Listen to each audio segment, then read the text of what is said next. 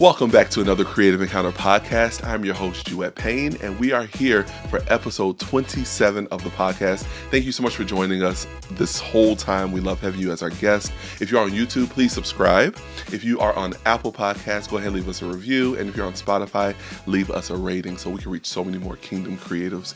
But today I have a very special guest. This is someone who is a musician, but she more so calls herself a worship violinist, which is so much more powerful than just being a regular musician. This is my good friend, Phyllis Calderon. How are you doing today? Hello. Hey. Thank you so much for having me here. Yeah, of course. I'm doing really well. Yeah, I'm so glad you are here. So Phyllis and I, we literally just met a few weeks ago. Gabby just recently wrote a new song, and we're just hearing all of these arrangements as I'm producing this track for Gabby. And I was like, man, we need some strings on here. We definitely need some strings. So hit up Phyllis. And the song is actually a very worshipful song, a very meaningful spiritual song. So we're excited to drop that soon. So you will hear more of Phyllis. But Phyllis, how are you doing today? I am doing well. Yeah. I'm doing well, keeping busy, but it's a good busy. Good. Now, you have your own, now Phyllis is a music instructor as well. Yes. Now, you have your own spring break too, so you're on spring break at the moment? Yes, I'm on spring break this week. Thank God, Yay. right? I like kids, we love y'all and everything, but we Right. need a break sometimes, right?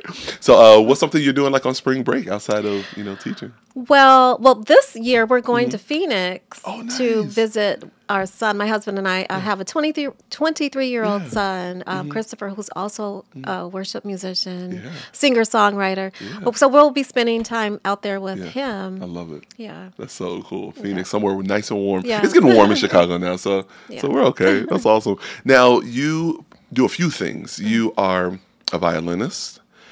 You are an author, which I literally found out today. We probably talked about it, but literally she came with some books today, which we're going to tell you about in a bit. But yeah, you're an author as well, a music instructor, musician, but you just have a heart for God and all of that. So tell me about how you even got into music and how has it been kind of fusing the two, like your worship and your musicianship? Yes. Well, first, I come from a musical family. Yeah. My mother is a pianist, Nice. There we go. and her mother was a pianist. Oh, there we go. Because I failed to mention that she's a pianist too. So we got piano and violin here, Yeah. and learning cello too. I'm learning cello. That's my favorite. But go ahead. And my paternal grandmother was a pianist. Wow. So I have two sisters. We grew up Yeah. with music in the home, with my listening to my grandmother play Rachmaninoff on the piano and the Chopin nocturnes. Yeah. My grandmother took us to musicals, so we were just very blessed to be able to have that legacy of music in the home. And so piano was my first instrument. Of course, my mom was my first music teacher. Yeah. And in the fourth grade is when I studied violin. I learned violin. That's when you started getting into violin. So you started playing piano, what, maybe 3, 4, 5? Something like that. Yeah, wow, Yeah. that's And so then cool. violin, when violin hit, that was it. Yeah. Oh, That was your became love, the yeah. dominant instrument. And I continued piano all through college. Yeah. I studied music through college. But then after college, I kind of dropped the piano because violin just took over. Wow. And so many years of performing. That was my main goal. I wanted to be like the first Black violinist in the Chicago Symphony. I mean, even still to this day, it's not, there aren't that many. Now, has there been any at this point? Like There's- any Black violinists in There's the symphony? a trumpet player. There are not many. Not many. Wow. There may be some on the sub list, Yeah. but not. Okay. Now, is that still a goal of yours? No. No. Okay. Okay. Because you already kind of just ventured out. You started your business where you're teaching the little ones and everything like that. That's awesome. I love those audacious goals. Staying there for the symphony for a moment. Are you familiar with the Chicago Jazz Philharmonic? Yes. Yeah. So do you know Orbit Davis? Yes.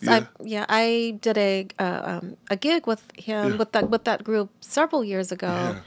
When Nancy Wilson and Jerry Butler Yeah. were they were singing on this particular Oh, that's awesome. concert, and I Yeah. was one of the strings, invited in to to perform with the group. And after Nancy Wilson finished her song, she stopped where I was sitting. I was sitting at the end of the first violin section, and she stopped, reached down, and kissed me on the cheek. Oh man, I would have just fallen out. I would have been like, Lord, you can take, Lord, you can take me now. Just like, man, I love that. That's so awesome. Well, I was going to tell you because Orbert was my jazz professor at UIC. Okay. At UIC, yeah. So man, it was awesome. Yeah. So I don't know how much longer he stayed there after I graduated, but this was like maybe it was like 2008 or something, and it was so cool because out of his whole class, there were 3 of us. They were just like literally just getting straight A's in the whole class. So he invited us 3 to this kind of like chill private performance event that he was having with his band and everything. Amazing. Wow. Amazing. I was like, I love Orbit. I gotta have Orbit on here. I have to have him on here. I still try to call him like professor and teacher. He's like, no, just call me Orbit now. I'm like, I can't. But man, that's awesome. So from playing with that, did you ever venture out to play with any other type of big orchestras or anything like that? My performance experience has been varied. So besides classical or orchestral playing, I've done a group that I met. Oh my gosh! Through the Help Wanted ads in the Reader newspaper really, back in the 90s. Yeah. It was a group that played Eastern European music. Okay. And that was interesting. So our gigs consisted of us dressing in the garb of Eastern Europe. There we go. That's and because cool. We're looking for a violinist, and so when I came to audition, they were like, "Okay, we want you." And of course, but it was nice. It was good to learn that type of music, right? African feel too. Right. Love it. It was that was great. So I've done things like that. I more recently had an opportunity with my son, and my son and my husband were the ones who discovered this. There was on South Michigan Avenue, oh my gosh, what was it, on Motor Row? And it's on the South Loop, South Michigan. There was a blues. They played blues music there every weekend, and my son, before he went off to college, he would participate in this, and they would have him come up and play guitar and that type of thing. And so when Jimmy is his name, Jimmy, my husband told him about me, and he's like, bring her down. And so I brought my electric violin, and it was my first time playing playing blues on the violin. Wow. And that was interesting. Yeah, how was that experience? Like, because people don't understand, like, the way that you shape chords, the way that you do rhythmic patterns and different things like that, everything based off of genre is completely different style. Like blues and jazz are very both very soulful, but they're both dynamically different. How was it? Because you typically would do more jazz. I've done. Or more classical. I don't. More classical. I'm classically trained, and I can improvise. I do not. I don't consider myself a jazz violinist by any stretch, but I can improvise, and so that's what it was. I mean, if you are, a musician who understands scale patterns, that's all it is. Yeah. If you get those scales on lock and know how to utilize them, right? Because you can kind of have them. Like know them, but then it's like, oh, when do I actually incorporate this? When do I incorporate this mode based off of the specific song? Right. That's it right there. And then the dynamic with, as you know, with playing in a jazz setting or blues for that matter, knowing when to sit back and listen to the others and having that conversation with the musicians. And so that was a really great experience, and they loved having my son and I play. And in fact, there was. And your son plays what? He plays drums, guitar, bass guitar, piano, and he still can play violin a little bit. Yeah, but you're like, I really want him to only play violin. Right. That's awesome. Yeah. Now, I want to kind of go back to 4th grade. Okay. So you're about 10 years old. 4th grade, yeah. Yeah, you're about 10. You're introduced to this beautiful string instrument. What was it? Because a lot of us who are musicians who are watching this, that music is very emotional.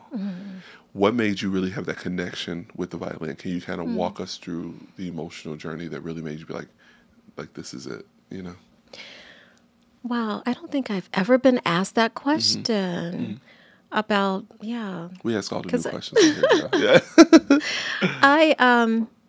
Wow. I just know that I remember my mom asking me, would you like violin? But she remembers it as I'm asking her. I want to take violin lessons. Oh, yeah. So, but I just know that when I got the violin in my hand, and I started with the Suzuki instruction, Yep. they were new to Chicago. This was back in the 70s. Oh, wow. Yeah. And it So was... you back in the 70s. Yeah. Girl, you look like you by my age. So what you talking about? Yeah.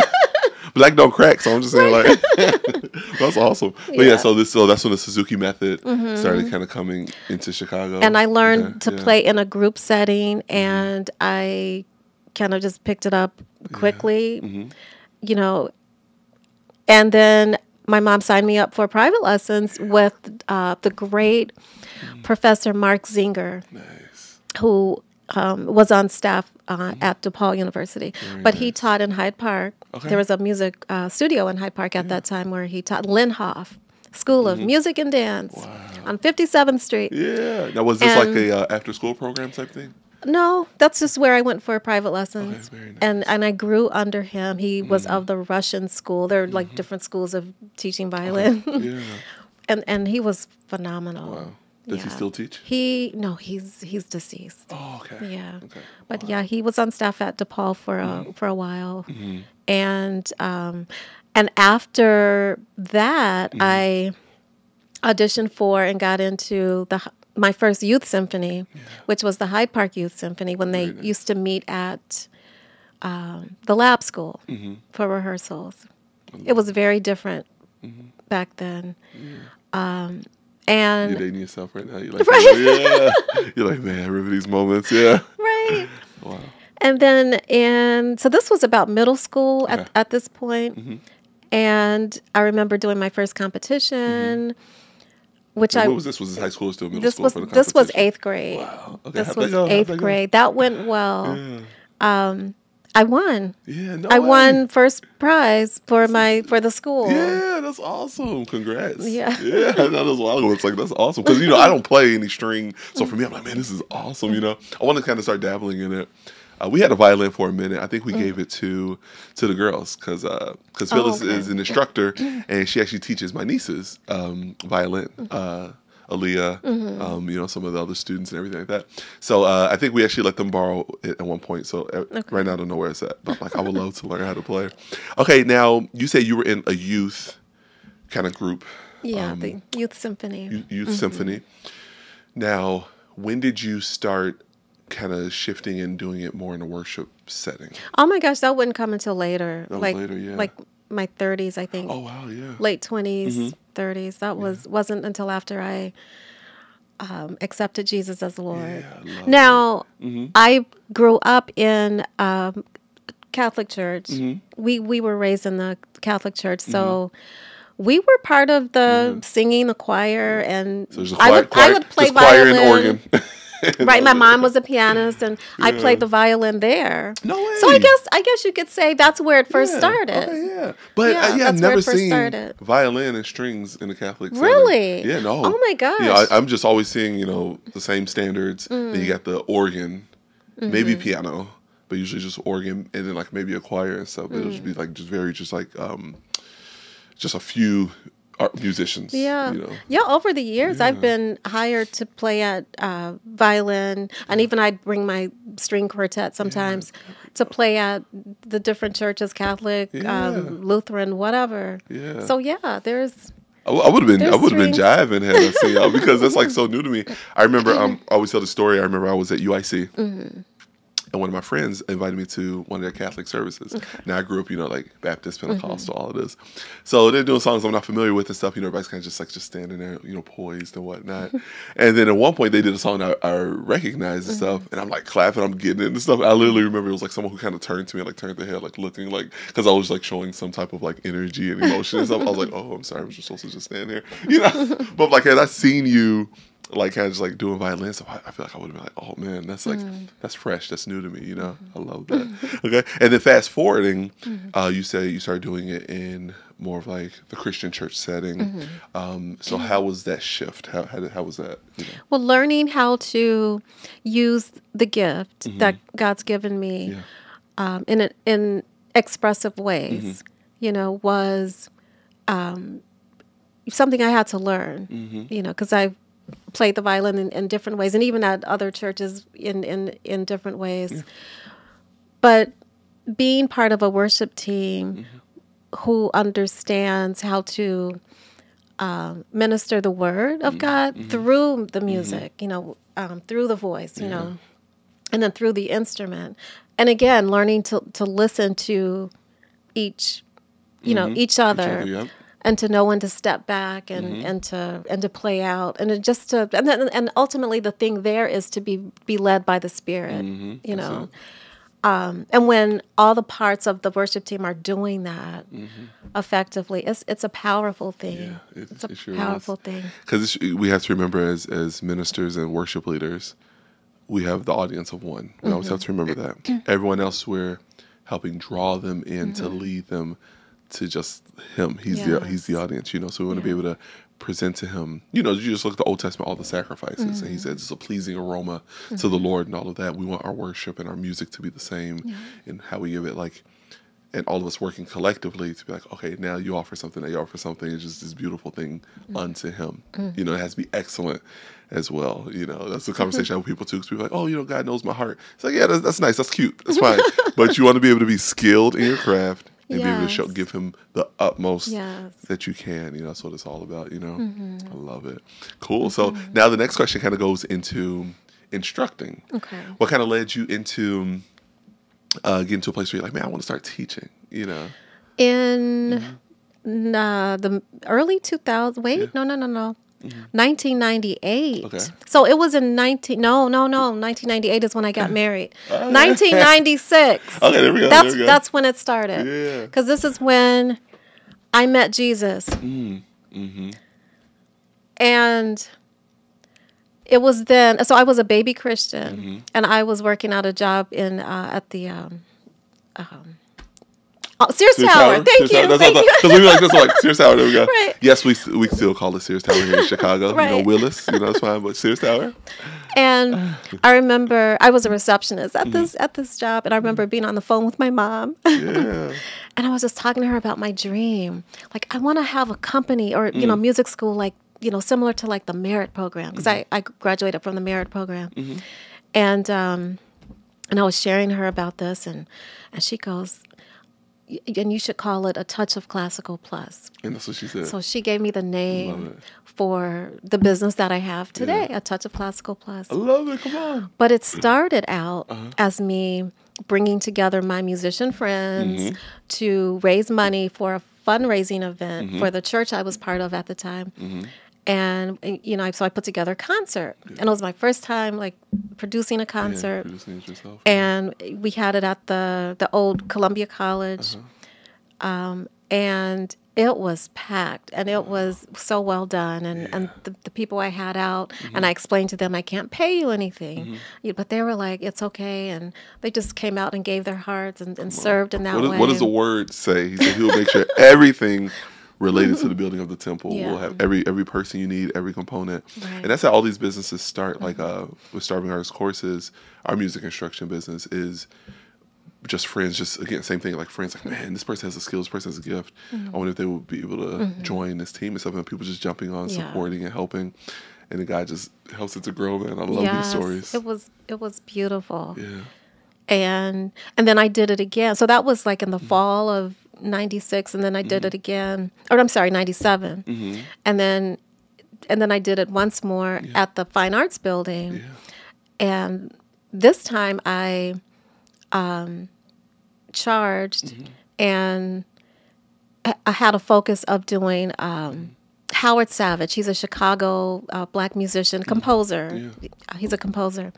And I did his work, some of his works for that particular concert. Very nice. And that was well received. And I just realized from all of that, producing concerts, I love doing that. And I love taking, like, the underdog and you know, putting them out there in the limelight to help get them noticed, you know. So I like working behind the scenes in that way. And then, and this time, you know, I was able to pay the musicians because I believe that, you know, people should get paid for what they're bringing, you know, and I want to be able to do that, I love it. That's one of my favorite parts of being a business owner is being able to have a team and be able to support their gift and be able to pay and different things like that. So it's like whenever a new student comes in, I give it to an instructor, it's just that moment of just being able to be like, yo, we're able to bless them so that they can be able to take care of whatever they need to and stuff. It's like the best. I love it. And it was from that concert, that last one, people started asking me, do you teach? There we go. And you had that vision, I guess, like a year or 2 years before. Yeah, actually, and I should go back to 94. This was before I met Jesus. I was part of the Southside Family Chamber Orchestra. It was a Black-owned chamber orchestra. And we went out and performed in the community and et cetera. But the director one year decided to bring summer programming to the kids in the community, asked some of us in the orchestra to teach. Now, at this point, I did not have any kind of teaching experience. This is kind of like literally the first time. This was the first time, and I was hesitant. I'm like, but I decided to do it. There you go. And so I had my first piano and violin students, and I saw the joy of how, bringing music and instrument instruction to the kids and their parents, shaped them and changed their lives. And one young man, he was a boy at this time, and his father played trumpet in the orchestra, but his name is Harry Hunt Jr. He was my first violin student, and today he is a married man who's also an author, but he is a phenomenal violinist. Like he plays the jazz. It just makes you so proud, right? Yeah. He's still continuing it. Oh my goodness! And he's just amazing. He plays other instruments too. I love it. That's so awesome. So he was my first student. Yeah, and he's still going at it. That's what I love. That means like he just really. You really sowed that seed in him, It's so cool. I still to this day have some parents who they'll text me and show like when their child is performing, be like, oh, he wanted me to send this to you. I'm like, oh, it's awesome. Like I have one student's name is Derek.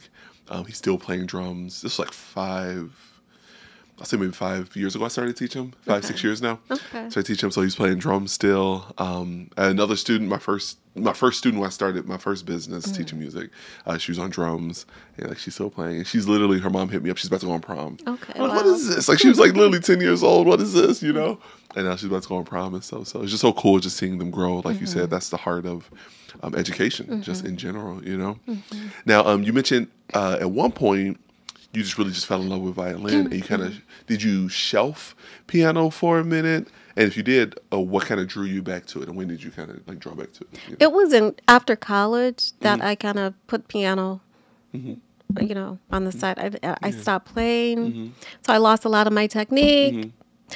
And your mom was like, "How dare you?" But the violin, that was just it. And, over the years, I've worked with various music schools and one church program that offered music, the Apostolic Church of God. Oh, that's good. I taught with them for about 7 years. They didn't have a viola instructor, and so I had to learn the clef. Yeah, wow. And now, which clef is viola in? That's the alto clef, alto? or the C clef, and that clef is a beast. Yeah, I bet. Because let me see. So you got violin is our highest, That's and then viola. Treble. Right. Treble, alto, then and of course the bass. Exactly. Wow. Holy and there's another clef, the tenor. The tenor clef. Okay. And which instrument are we at with that one? The cello gets into the tenor clef a little bit. Okay. Because aren't there different types of violin? No. Or viola? No, just cello. Are you thinking like fiddle? Yeah, no, I'm more so thinking like, for example, you have like tenor sax, alto sax. Are there different types of the strings, like violin and stuff, or are they just kind of just standard? No, it's the same. It's just the way you play it. Okay. Like with, country, a person who plays country or fiddle music or Appalachian music, it's just the way they play it, maybe the way they hold it. That's what you were doing when you were with that European band. Right. You were getting it. Right. Hilarious. Yeah, that's awesome. Now, you mentioned that your student was the author. We're going to go ahead and pivot over to this author stuff. She comes in here like we're setting up y'all, and then she got 2 books on the table. And I'm like, is that Phyllis on the front? I don't know. Can I hold this up? Yeah. Come on, look at this, y'all. So this says, oh man, I love this title already. Stop, Sitting, and Stand. This is phenomenal. I love it. So tell me whichever one you want to talk about first, because we have a second one here called Breakthrough Moments. Yes. So maybe you can go in chronological order or just kind of tell me the story of both. Yeah, well, Stop, Sitting, and Stand was written in 2019. Okay. I finished writing the book, and the pandemic, set in. Because of course, my goal was I want to get published, right? I've always wanted to write a book, and God downloaded me this Stop, Sitting, and Stand message. It was actually a post on my blog. My blog is faithfulmelodies.com. And I wrote a post called Stop, Sitting, and Stand. And it was just based on what I was seeing in the church. So the book is, the original audience that I wrote the book for is the church. And it's about stuck. So I saw like layers of stuck on people. And how was I able to see this? Because I saw it on myself. And once I reshaped my mind, Romans 12:2, I learned how to grow from my stuck and then be able to see it on others to help them. Yeah, come on. And so the book was from that post. And during the pandemic, I got stuck about like, what do I do now about the getting it out there? Because my thinking was, oh my gosh, will anybody read this? There's so many books on stuck about this. Is anybody going to read my book? And so I kind of just put it aside. And then so you got stuck with your book about being unstuck, right? And and I realized in that moment, when God is calling you to do something, of course, the devil, wants to come in there and prevent you from moving forward because, he doesn't want you to have what God has given you. And God gives him some sneak peeks sometimes, so he's seeing all the people that's going to bless or where God is taking you, and he's just trying to do anything to block that, Yeah, and then it was 2021 when I was in a conversation with my sister about the book thing, and then she sent me a referral who then sent me to who would be the woman to help me publish the book. Yes. And so, so it's a book about stuck, and I just talk about my life in the book, and what's of course, with scripture, and I just want the people to. You don't have to be bound. If you are a believer, if you are one who says Jesus is my Lord and Savior, then believe what Jesus is saying, Amen. in his word, and declare that, put that out there, and, instead of saying, oh, I'm not good enough, because that was me. Wait, even, my years of taking violin, because sometimes people told me that, even instructors would tell me, oh, you're not good enough. And then parts of me came to believe that. And that's why I didn't pursue. Oh, I don't want to start crying. That's why I didn't pursue a lot of opportunities that came my way because I believed the lie that I wasn't good enough, And so once I got my head around what God says, who I am, then I started, that shift happened. And part of it, and I have to go back. When, let's see, in 2018, it's like kind of when maybe the end of 2017, when this whole journey began with me writing this book.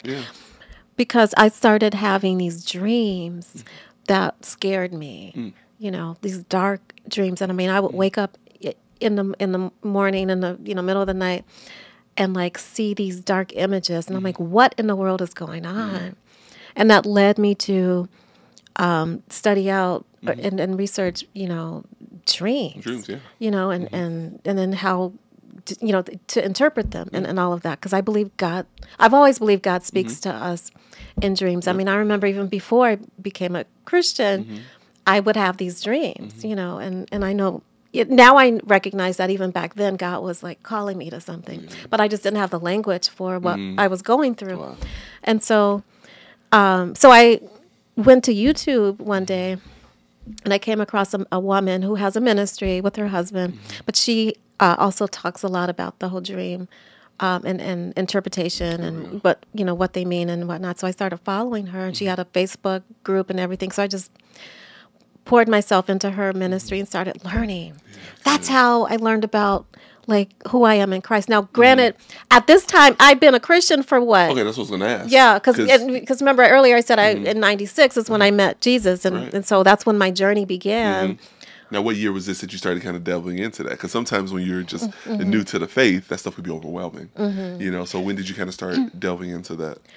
2017. 2017. Okay, cool. 16, so you're already seasoned at that point. Good. Right. I'm like years and years in the Lord, but I'm stuck. And I'm like, I'm not growing. And what happened was I dropped down on my knees in the bedroom and I was like, God, surely there is more to you than this, because at this point in the church that we were part of for 20-something years, where our son grew up in the children's ministry and the youth ministry and the teen ministry, and and then there's a whole story about him. Yeah. He needs to write his book. Y'all don't need to go to Phoenix. He needs to come up here and tell the people on the podcast. Yeah. But I, oh my gosh, I was like, there's got to be more than this, because again, I was seeing stuck, like there was no growth in the church, and the people we were around. My husband and I led a small group, and it's like, why is it that year after year after year, we're still talking about the same problems? Whether it's in your marriage or in your business situation or whatever it is. You're supposed to evolve in Christ. And so when I got again a hold of that, and thank God for the ministry of Dr. Faith. I have to just I don't know Dr. Faith. I don't believe. Share her. She and her husband are from, they have a ministry in North Carolina. Okay. Yeah.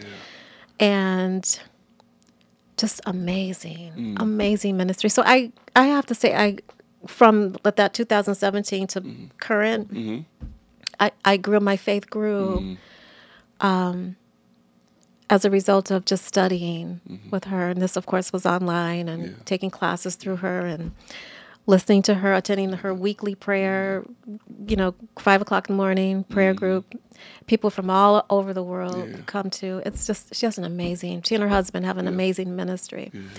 And so, and because I remember she would sometimes say, some of you need to go back to school. Some of you need to, write a book. God's calling you to write a book. And, when she said that, that was me at the time. Yeah. And even... And you're sensing in your spirit a bit beforehand. Yeah, man, I love it. So... I get that confirmation. Now, now this book... Now, I know you're talking about people reading this. This is a nice... This isn't like a super thick book, This is like, So, like, I feel like people will definitely jump on this. But also remember, when a market... Because this is something that we're not taught this, or rather... Our minds will think opposite of what I'm going to say. Okay. When a market is like oversaturated, we'll automatically be like, somebody's already doing that. I probably shouldn't do that. What's something else I can do? Let me invent something, instead of just kind of just doing the same thing, right? It's like, no, actually, when a market is oversaturated, that's showing that the people are actually in need of that topic. And then when you do it, no one has your same perspective, your experiences. So your twist on it is going to bless people. Yeah. Now, even outside of that, if God put it on your heart, He won't put it on your heart and be like, I'm going to put this on your heart, but no one's going to care about it, or it's not going to be useful to anyone. But I'm still just going to make you think that. And like, He doesn't play games like that, If you put it on your heart, you put that out there, that's going to minister, whether it's 5 people or 5,000 people, So it's fantastic. Now, is this only paperback, or is it audio, or? My son said, Mom, you need to make an audio. Yeah. I haven't done that yet. Yeah, that'd be cool. And you need to put your voice on it, because you have a nice voice. You're like, stop sitting and stand. No, but seriously, like, just how it is today. Obviously it's not necessary, but there's still people who just like literally sit and read books. But it's people kind of like driving, listening to podcasts, listening to different things like that. So that'd be cool because, like, for me, for example, I love listening to what's it called, Audible. Yes, I love putting on Audible and stuff, and it's not that hard to just set your book up on there. You make sure you have a studio here. You come and record it here. But like you just have like that nice setting, and you read through your book and submit it and stuff, and they kind of connect the pieces. Okay. So yeah, that'd be good. So yeah, I love that. Okay, so now you got your second book too. I want to hear a little bit about this one too. Breakthrough Moments. Now, was this after Stop Sitting? This was this year. That was this year. So Stop Sitting and Stand was published June of last year, 2022. 2022. Okay. Breakthrough Moments was this year. Very nice. Love it. Now, I attended I'm gonna show this too. I attended a Christian writers. It's a membership organization that I'm part of. Yeah. They had a conference. Yeah. And one woman who spoke at the conference is the one who published this book, Benicia Ponder. And she called me and asked, would you like to be part of an anthology, a collaboration? Yeah. And she explained what it was about. And I'm like, okay. And something that I, thought of that I would might like to enjoy, writing with alongside so this others. book, so this book has like different chapters, and each chapter is written by someone else. Exactly. Is that how it is? Very nice. Yes. But is it all? Okay, so for example, I see it now. So it says 14 inspirational authors share their stories of faith, hope, and resilience. Yeah. And God's amazing grace. Very cool. So everyone's telling like their own specific story. Yes, their own specific breakthrough moment. Love it. Yeah. This is great. And my chapter is 11. Okay, chapter 11. There we go. We're going to skip all the other chapters. Just go straight to 11, y'all. But this was perfect timing, too, even with that, because I feel like God took you through that season of just like crying out, like, God, I want to see growth. I want to transform and just like see this new side. Like, you are multifaceted. You are endless. So I know there's more to you. And maybe I'm assuming maybe that you put some of that in here, possibly. Well, part of the story that's in here. So the way that I came about my breakthrough moment chapter for the book was based on an event but based on a oh my gosh, what's the word? An experience that I had with a student. Okay. Yeah. So sometimes when I'm teaching, and I always pray, to God, please use me to, to help me teach or share with my student, and how I need to talk to them, because as as an educator, you can't cookie cut. You have to listen to the students because we all learn differently. Yeah, exactly. And so I'm always praying, God, help me to help this student, because students exhibit different things. Their parents too. And so this was a chapter on this particular parent and the son who. And don't give them too much. We want right. we want them to read it. You just gotta tell us a little bit. Yeah, who was just kind of not allowing how can I say this? Not allowing the journey to take place. You know how sometimes we want to jump the gun. There was part of that. Like, just you have to enjoy the process, enjoy the journey that your son is on through this new season of his life and his violin playing. Yeah, that's always hard though. Like it being in a season and enjoying it. that's an art. Yeah. That's an art for sure, to be able to enjoy the season that you're in. Because it's a process. You know what the end goal is that you want to get to. So you got to walk through those steps to get there. Those development phases and stuff. Yeah. Wow. And it started with a dream. Like I told you, I'm a dreamer, and I had a dream, and so from that dream, I saw clearly how to answer this parent who was seeking my input for his son. And so from that I came. Well, God gave me like 7 or was it 10?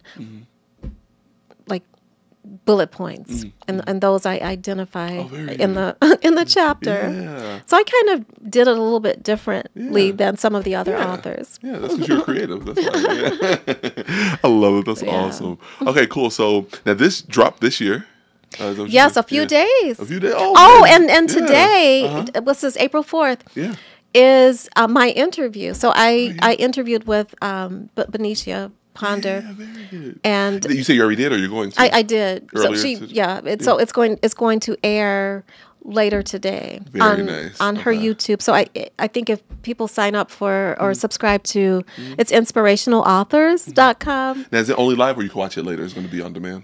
Like you can watch it later because we should drop that link. Yeah. Because this will be dropping. This episode will be dropping in a few days from now. Okay. So we can drop that link too, so people can check it out. Yeah, very good. Yeah. But I was gonna say, it's like, okay, so this is new, and you're just flowing. So what's some new things that we got going on this year? Which we already know, but we're going to share. What's some new things that's going on this year? Because you are getting unstuck. And it's starting right now, I feel. Now, speaking of unstuck, another area that God was calling me to get unstuck about was in the piano, because piano was my first instrument, but then after college I kind of put it away, and the only thing I've been doing with piano is teaching my beginners to to the intermediate level, and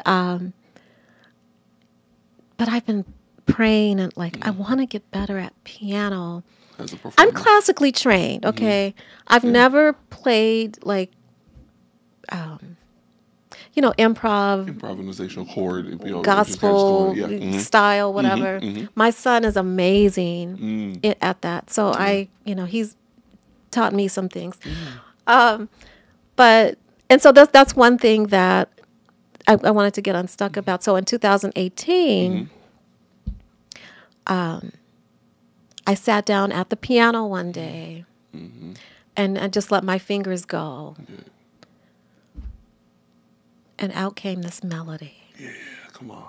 It doesn't have a title yet. Here it is, just 2023, and it doesn't have a title yet. It's all good. But it's still a work in progress. But that's something that I need to get out into the world. Yes. I gave my son has been helping me with it. He's kind of put some chords over it and things like that. And I had a young man I met. He's a wonderful musician, Jamal Crowder, beautiful conductor, arranger. I had him score this out for me just so I could see. And and I told him my vision behind the song, and he scored it out for string quartet, I love it. Percussion, and of course piano. And so that's just time to produce this time thing. To get this thing out. Yeah. Oh man, I'm so excited. Yeah. So again, Phyllis and I, we met a couple weeks ago, and literally after this, we are going to be recording and working on some of this new music. So it's going to be amazing. You guys are going to be hearing some amazing stuff coming this year. And her and I are on the same page. We were both recorded stuff literally back in 2018, literally. And that's 2023. And I feel like this is now when we're about to start releasing this stuff, getting this stuff out. Because, people are waiting. But that's my whole thing. People are waiting for this stuff. It's there are people who, having their day-to-day activities and stuff, but these things are going to be blessings and all that. And then also there's no shame in it, because this could be specific for that season that they're in. And so it's all connected, but I think it's all just learning curves over the years too. So man, it's exciting. So awesome. So tell everyone, we're going to do that last to tell everyone how they can reach you. Okay. But right before that, I want us to wrap it up with what's an encouraging word that you can give to our audience, something that they can leave with and ponder on and just reflect on. Well, let's see. I would say, don't be afraid to take a step. We must walk by faith. We cannot walk by sight, because it will get us nowhere. We need to walk by faith. We need to hold on to the truths that Jesus has called you to, that God has given you. Those the gifts. So just stand up and walk by faith. Do not allow fear to clutter you down. Yeah, I love it. That's so good. Yeah. And one little thing I want to add to that, if that's okay. If you guys look at the front cover of this book, I love this because she's standing on this chair. So the chair is knocked down to the side. And remember, like, the chair can be comfortable. That's your comfort. Yes. You know? And it's like, no, get up and stand. Like, it's going to make you uncomfortable. You know, you got to take those steps, walk by faith. But you got to knock that chair down and make those moves because you're just so comfortable. Just sit there, oh, everything's good. It's like, no, God's calling you to move. He was always calling the Israelites, his people, to make moves. And he wants you to do the same. You know, yes, that's awesome. That was my husband's idea. I love it. He's a smart man. Yeah. Cool. So how can everybody reach you? Like, what's your, pages, links, all of that? So my website for the music school is a touch of classical plus .duettepartner.com. I think an easier way to get there, though, is mrsphylliscalderon.com. On that website, you'll see everything that I do. There you go. That's it right there. Perfect. And again, we have this in the description below, so go ahead and click that. But Phyllis, thank you so much for coming. Thank you for having me. This was awesome. Yeah. And guys, remember, Creative Encounter, we are a nonprofit through ACT International, so we would love for you to be a monthly partner with this ministry. We have monthly in-person events so creatives can get together, perform, network, get resources and tools that they need. And we do the podcast weekly, every week, new podcast episodes. So if you want to support financially this ministry, we would love to have you on our team, and also the band Juiette Music, for us to be able to perform and minister through the songs that God has blessed us with. So thank you so much for supporting us. Go ahead and click that link that's in the description too, and we will see you next time. Bye.